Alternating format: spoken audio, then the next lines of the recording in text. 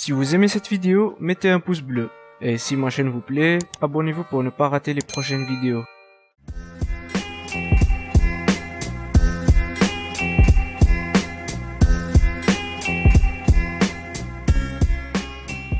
Salut à tous, aujourd'hui je vais vous parler d'un sujet qui me passionne depuis longtemps, la programmation informatique. Alors dans cette vidéo, je vais d'abord vous parler de ce que c'est que la programmation, comment fait-on pour programmer, pourquoi la programmation existe, et je vais parler un peu de son histoire et des phases de conception d'un programme. Commençons tout de suite par la définition. La programmation, pour ceux qui ne le savent pas, c'est l'ensemble des activités qui permettent l'écriture de programmes informatiques. C'est avec la programmation que l'on crée des logiciels, des sites internet, des jeux vidéo, des applications pour smartphone et plein d'autres choses. On utilise le terme développement pour représenter l'ensemble des activités liées à la création de logiciels. Pour faire de la programmation, on utilise ce qu'on appelle des langages de programmation. Il y en a des centaines, certains sont plus populaires que d'autres et chacun a sa propre philosophie. Pour que votre ordinateur exécute un programme, on doit lui donner des instructions et ces instructions sont écrites avec un langage de programmation. Si on a créé ces langages, c'est parce que nos ordinateurs ne comprennent que le langage binaire, c'est-à-dire des successions de 0 et de 1. C'est carrément impossible pour des êtres humains de créer les programmes qu'on connaît aujourd'hui avec ce langage, ou du moins ça prendrait beaucoup trop de temps. Rien que pour afficher un simple bonjour à l'écran en langage binaire, on aurait besoin d'écrire toutes ces lignes de code que vous voyez. Alors qu'avec le langage,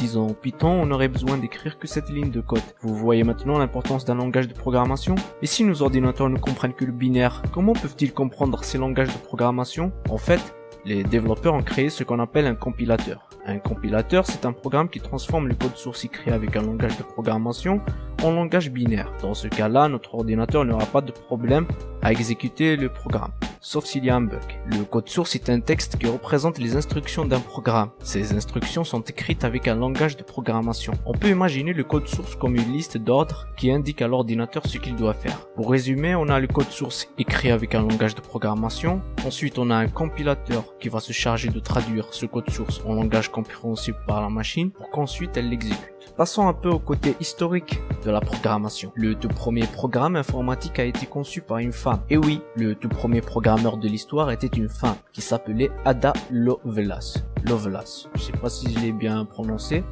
Le programme qu'elle a écrit a été conçu pour être incorporé dans la machine analytique de Charles Babbage. Cette machine servait à faire des calculs.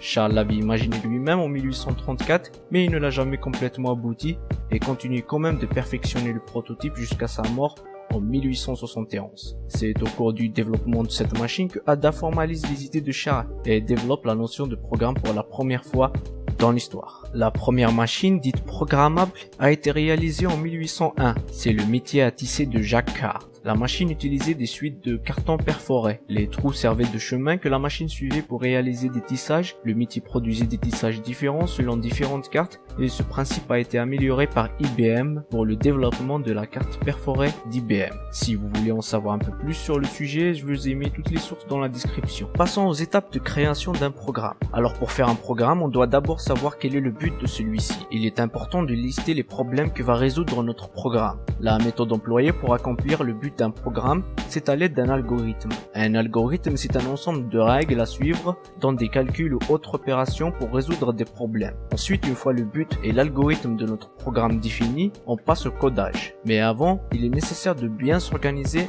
dès le départ. Surtout pour les gros projets. Dans cette étape, on doit choisir le langage de programmation à utiliser. Ce choix dépend du type de programme que vous allez réaliser. Cependant, il faut connaître le langage avant de se lancer à la création de votre programme. Une fois que vous avez écrit le code source du programme, ce n'est pas encore fini, car il reste l'étape de la compilation. Certains langages ne nécessitent pas cette étape. On parle alors de langage interprété, comme le langage Python ou PHP. Ces langages interprètent directement le code source et doivent interpréter ce code à chaque lancement du programme, alors que le langage compilé, c'est le résultat de la compilation qui est exécuté et forme un exécutable qui peut être utilisé sans l'étape de la compilation et sans avoir besoin du code source, ce qui fait que les langages compilés sont plus rapides que les langages interprétés. Enfin, la dernière étape, c'est de tester le programme final. Cette étape consiste à identifier tout type de bug dans chaque partie du programme et de déterminer sa performance. Si vous souhaitez vous lancer dans la programmation ou que vous êtes intéressé, allez-y. Alors oui, en regardant toutes ces lignes de code, on pense que c'est trop compliqué, mais non.